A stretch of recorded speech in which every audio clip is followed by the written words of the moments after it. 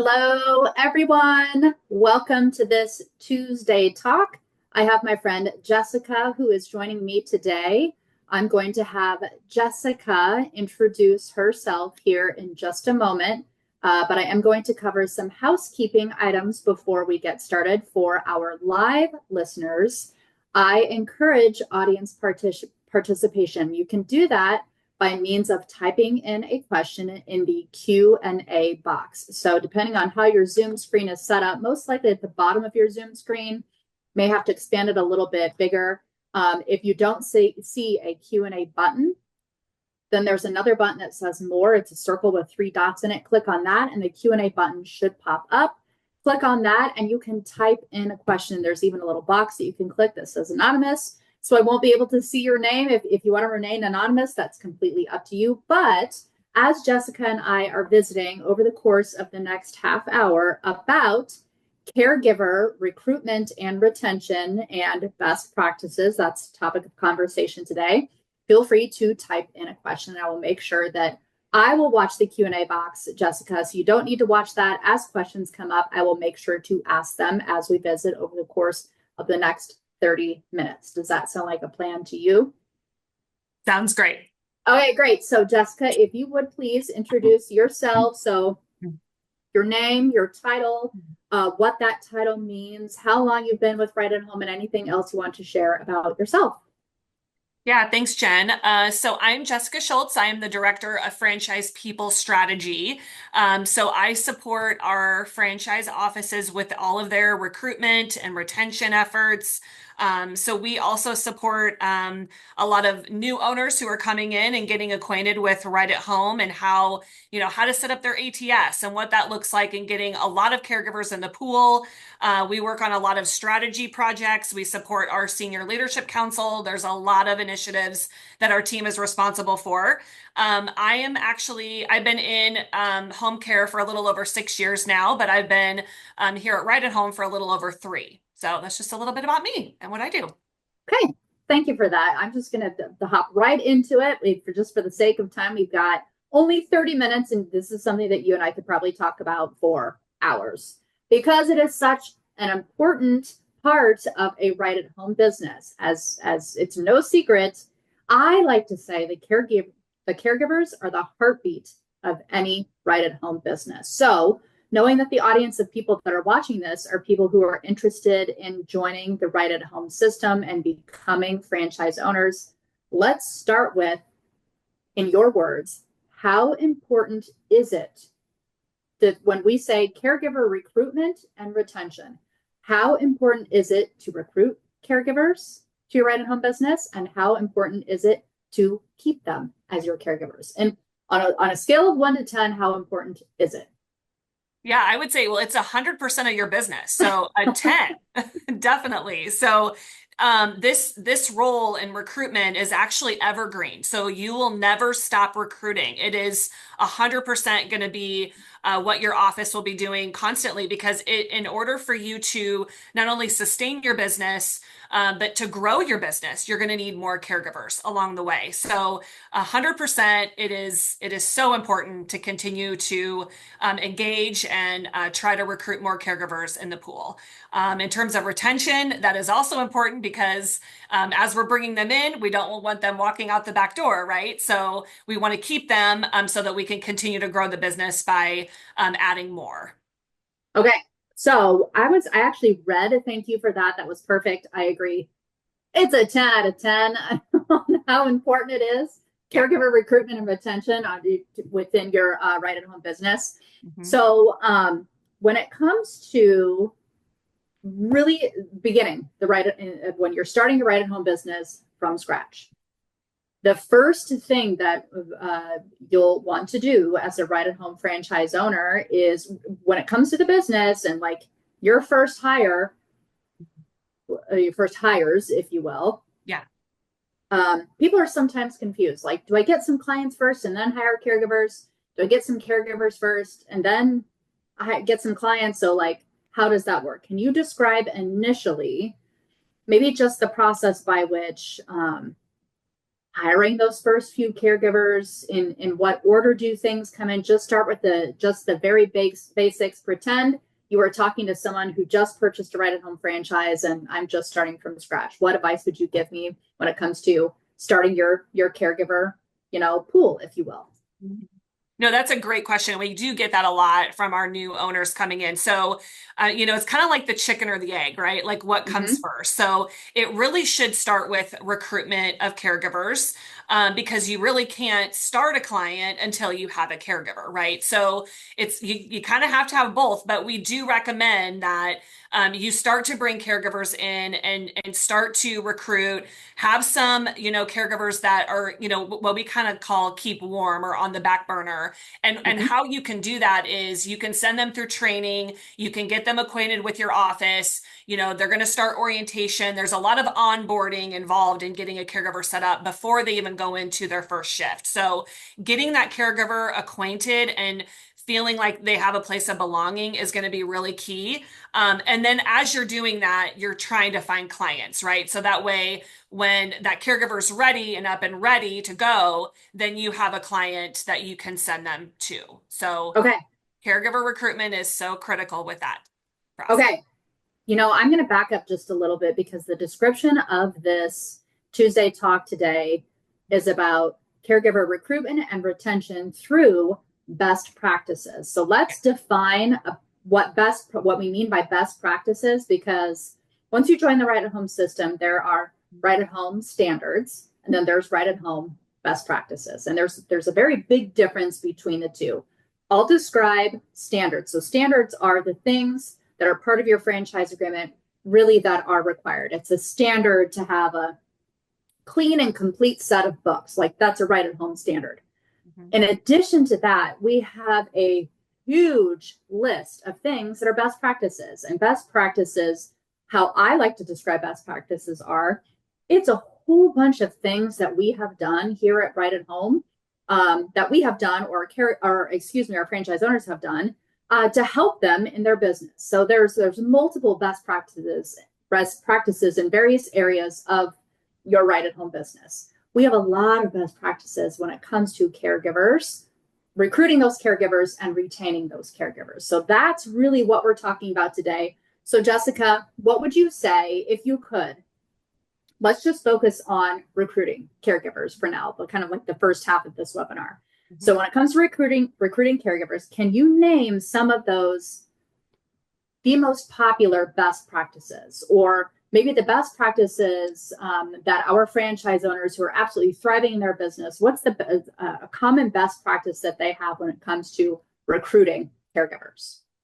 Yeah, I would say probably, the sourcing piece and the recruitment. There's a lot to be done on the front end of that. And so it's really learning how to build your marketing strategy and understanding what you're going after. And then coming up with your recruitment plan. So in order to understand what that marketing strategy is, you have to go out and look at what are your competitors doing and how are they marketing some of those jobs that you're also going to be marketing as well. And so what are they offering? What are some of those things? Setting up your job postings for success to make sure you're attracting some of the right candidates to come into the pool. That is going to be really key. And also just making sure your ATS is set up for success as well. I know that sometimes gets, it falls by the wayside a little bit because folks just worry about the posting, and it's like, well, there's a lot more involved in how they're coming to you. If there's a lot of extra steps or it's taking them a long time to come in, that can be an issue. So these are some of the big things that we talk about when owners come in and they're learning about this process. So that's kind of, in a nutshell, the sourcing and recruitment process of the best practice. Okay. And just in case our listeners aren't aware, when she says ATS, she means Applicant Tracking System. Yes. Can you describe to our listeners what an applicant tracking system is? Yes. No, that's a great question. So I apologize. We use a lot of acronyms around We here. do. Yeah.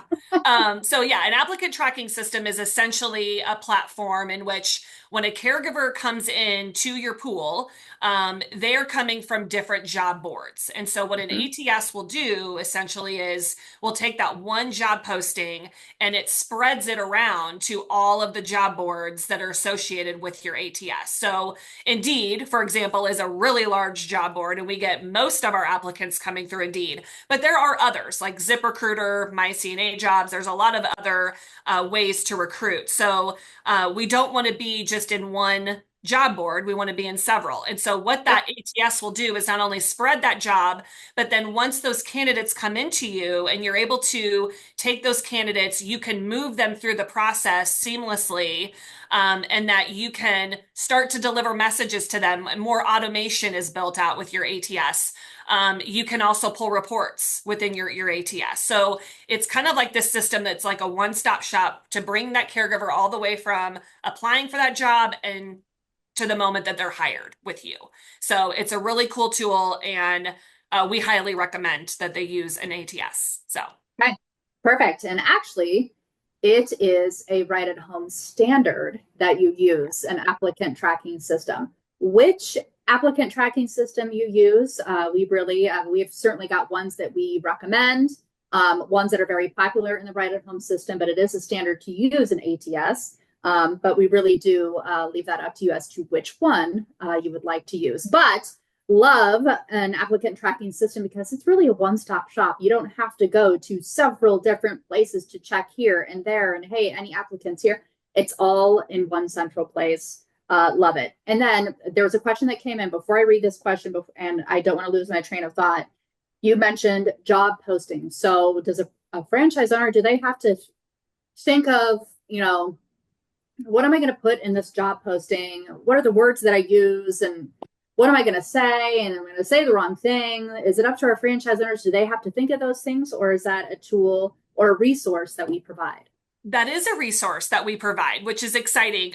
We have a lot of different ways that you can put that job posting out there. And we actually recommend 7 or 8 different job postings, because again, it's evergreen. You're always going to be recruiting with different titles and such. So what's really cool is our system actually has different demographics that you can also target and go after. So our marketing team is really great in providing some of those necessary tools. So if you live, like, let's say you're in a community that has, a military base, or you have a nursing hospital or something like that.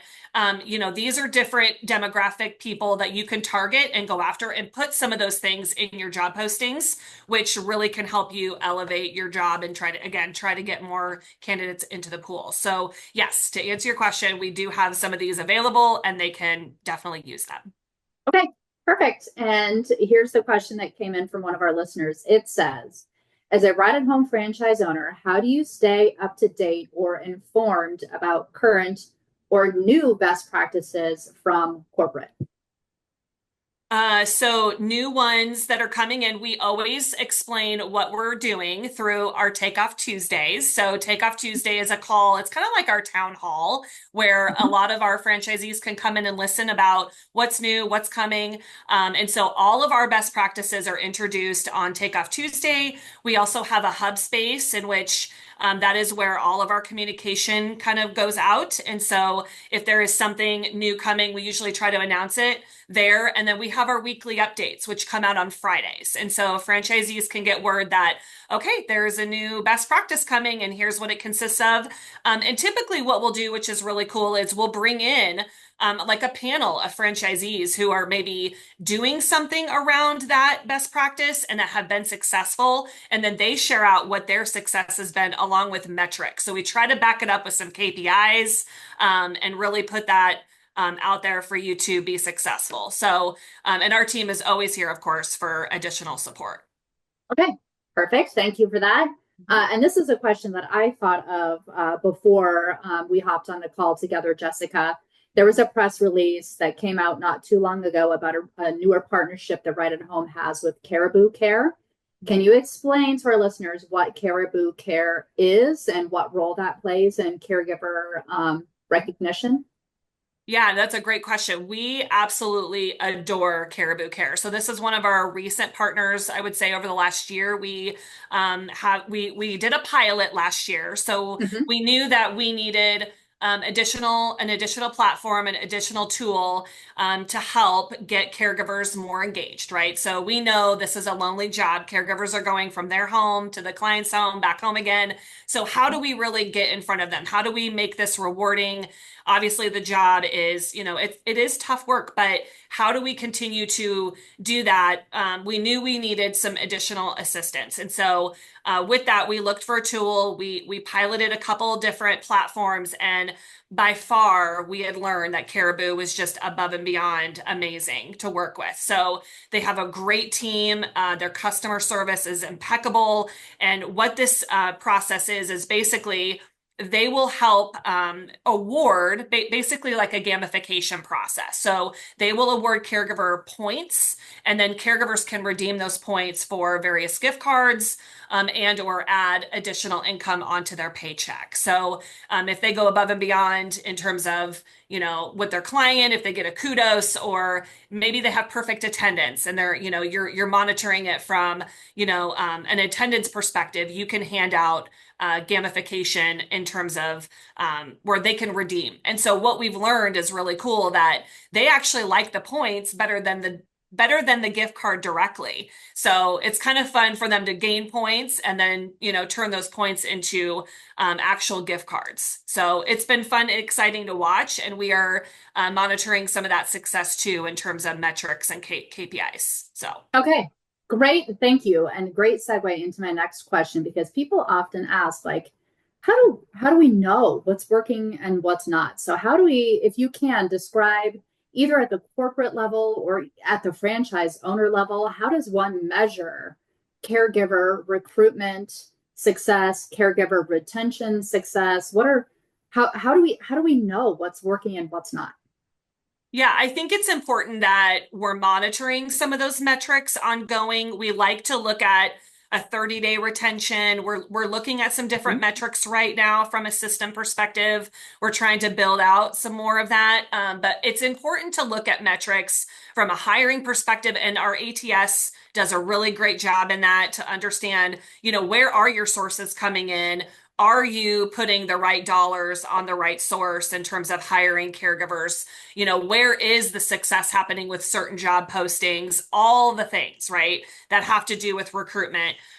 Measuring the time, right? The time that it takes to bring a caregiver in. We know we lose more when we wait too long and not call them right away. So all of those things, time to fill, conversion rates, like all the things that we know are important to this process. If you're not measuring it, there's no way to improve, right? So it's really important that we take the time to measure. And within our best practices, each one, we spell out specific KPIs and metrics that they can use to help them measure their success, which is really cool. Great.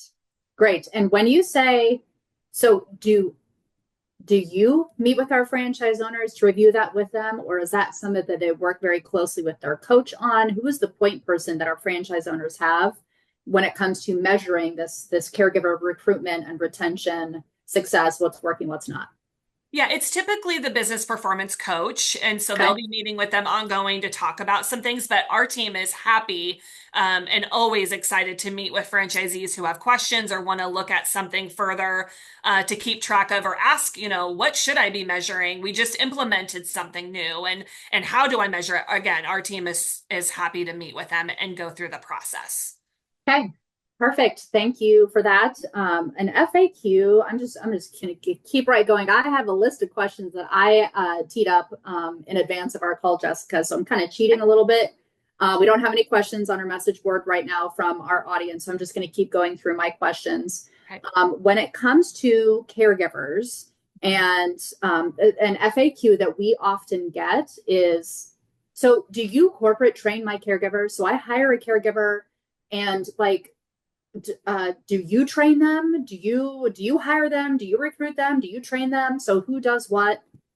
Mhm. Maybe describe, if you can, right at home university, or what is the mechanism by which our franchise owners train their caregivers. These are people that have never owned a home care business before, so it's a new franchise owner. It's no secret they are going to be responsible for hiring these caregivers, but also training these caregivers. So maybe just describe what that process looks like. Obviously, we have to hire them as a caregiver, but then they have to be properly educated and trained. So maybe just kind of walk through that process and what that looks like. Yeah, so that's a great question too. We also have a best practice on both orientation. How does that Okay. process work in training? So that usually is the first day for a caregiver to come in. We have a whole PowerPoint presentation that they can use. They can, obviously they can alter. And then we also have an onboarding best practice. So everything is kind of spelled out in terms of what it should look like and how much you should be engaging with that caregiver ongoing. Which is really cool. But back to your point about Right at Home University, we also partner with Activated Insights, who hosts Mm-hmm. all of our training for our caregivers, and you can assign training to them through the platform, and so that they can take some of those classes during that onboarding timeframe. So we've got a list also. If they're wanting to expand or if they want to build their knowledge base, there is an opportunity. Another best practice that we created is focusing more on those specialized skills like Alzheimer's, palliative care, and some other areas if they want to, again, expand. So that's another program that we have that if you want your caregiver to have just a little bit more knowledge in those spaces, that they can do that as well. So very, very great programs and great best practices to back that up. So. Okay, thank you. Yeah. Can you explain to our listeners what the Caregiver of the Year program is? Yeah, this is one of the most exciting awards. Every year at Home Improvement during our conference, our annual conference, it's literally, there's not a dry eye in the house and people are standing, clapping. It's incredible. We do a program, a National Caregiver of the Year program. So actually the nominations just opened this week and they will be closing next month. So we usually keep nominations open for a month. We narrow that list down to 25 caregivers. Our senior leadership team will narrow that list down.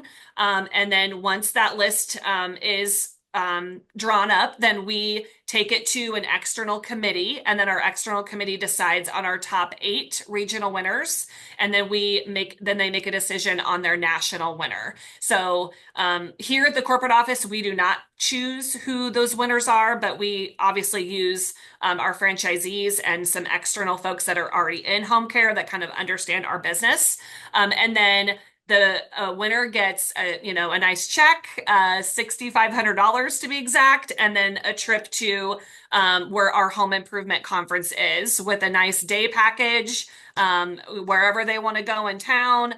And then obviously dinner with their team. There is, a lot of perks in becoming the National Caregiver of the Year. They're put on a board here at our corporate team. And so we very much value our Caregiver of the Year. And we just love this program. So thank you.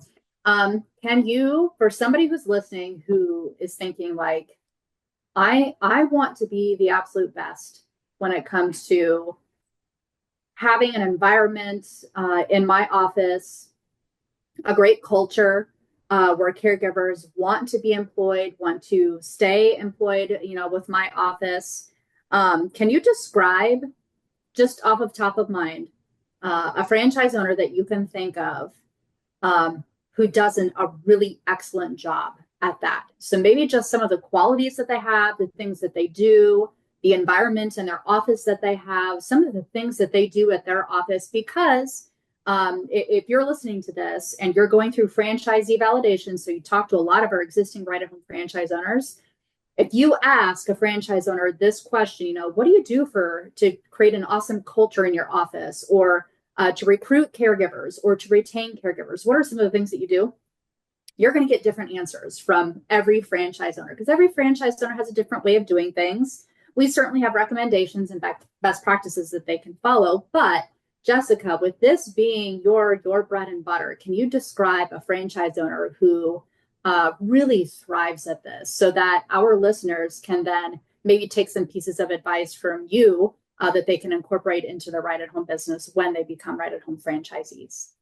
Yes, absolutely. So I would say definitely Paul Blum is one of our big owners in this space. Mm-hmm. Consistently wins caregiver awards year after year, even client awards, because as we know, if we're amazing with our caregivers, they're likely going to be amazing with your clients. So Mm-hmm. it's just kind of the rule of thumb. But Paul Blum definitely is at the top of mind. He's been one of our top 10 offices in terms of OSAT scores or caregiver surveys, ENPS scores, if they're going to refer right at home in the future, as well as retention rates. I mean, the best. And so what happens in this office is definitely very focused on caregiver experience. I mean, I would say that's probably their number one thing that they do. They have a team of office staff that has been with their office over 20 years. So it's Uh-huh. just incredible that they've built those connections, they've built those relationships. They really feel like they have a heart to care, and you can really see it in everything that they do. I mean, they're constantly creating like contests with their caregivers, constantly setting up amazing, they do caregiver meetings, and then they kind of do their own like caregiver of the year, and then they send them to this theater to go watch a play, and then it's just amazing all the things that they're doing for caregivers constantly. Mm-hmm. He is definitely a standout, and just constantly keeping the caregiver in mind first and foremost. So, Okay, awesome. All right, so we just have a few minutes left. I lied. There is a question that came in as you were answering that last question. I'm going to read it to you, okay. and then we'll get to wrapping things up here with just a few moments left. It says, "Is there a target demographic or demographics to consider when hiring caregivers?" So that is, I would say the target demographic is going to be anyone who's looking for a job, right? This is an entry level job.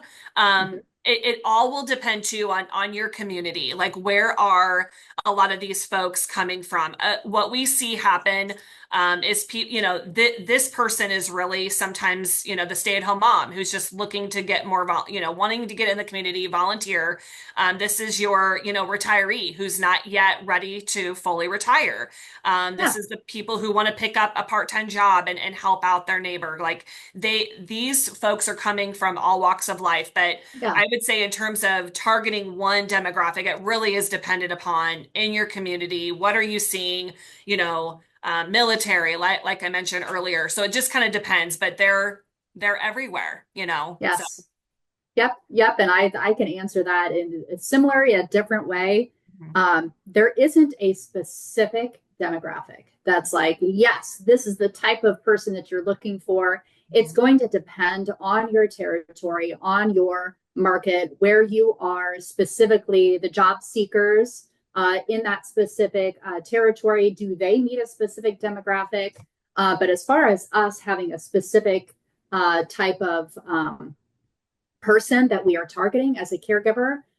We have hired caregivers that are 18 years old, and we've hired caregivers that are in their 90s. So it's every different walk of life. Somebody who's entry level position and somebody that's been retired for 30 years. So it's all walks of life. But in the end, even a caregiver who has been entry level position, I want to say with minimal experience has been up there as a caregiver of the year. And we've actually had caregivers of the year that have been older than 90 years old. I want to say 1 year our caregiver of the year was 90 years old, or even older than 90. But anyway, every walk of life we have as far as caregivers. So don't specifically target a specific demographic when it comes to hiring caregivers, because they come from all over the place. Okay. All right. So we only have 1 minute left. Jessica, is there anything that we did not talk about over the last 30 minutes that you want to address, or a piece of advice that you want to give to somebody who is watching this, knowing that they're thinking about becoming a Right at Home franchise owner, either at the beginning stages of the education process? I know we have some listeners right now. They're going to be attending our next Discovery Day. So any piece of advice that you can offer when it comes to caregiver recruitment and retention and those best practices in the event that they become a right-at-home franchisee? Yes, absolutely. So I would say, people really get inspired by your story. And so when you come in to write at home, just be prepared to talk to caregivers, talk to your staff, your office staff about, why you're interested in home care and what is so inspiring for you, and what connected you to this space. And so with that, I think it really showcases the kind of person you are and wanting to help these people, either find a job or help people stay at home longer. And so I just encourage you to get inspired and be ready to tell them your story. So. Okay. And I lied at Jessica. A really wonderful question came into the message board, the question board before we part ways. And I do want to ask it to you because it's a frequently asked question that we get. So real quick, it says, in general, what is the average tenure of a caregiver? The average, that kind of varies obviously by office. Right now, I would say it's probably about right around that 6 month mark is usually what we see. So I mean, if you can get a caregiver for a year, that's phenomenal, and that's where we try to really target some of those nursing students who need those contact hours or folks that really want to just work long term for your business. So yeah, I would say it's very important, recruitment and trying to keep them longer. So that's right. And thank you for that answer. And that should be kind of like tacked onto what you said earlier. Caregiver recruitment and retention is evergreen. You're going to be constantly hiring caregivers. You're going to be constantly recruiting.